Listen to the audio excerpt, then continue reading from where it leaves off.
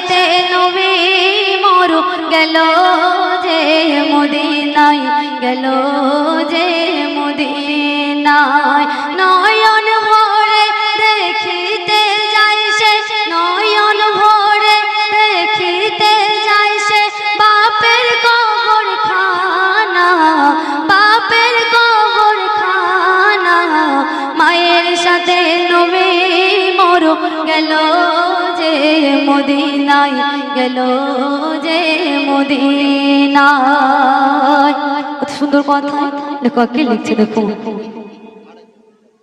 6 বছরের ছোট্ট শিশু মায়ের হাতটি ধরে গুটি গুটি দুটি পায়ে গেল কবর ধারে। 6 বছরের ছোট্ট শিশু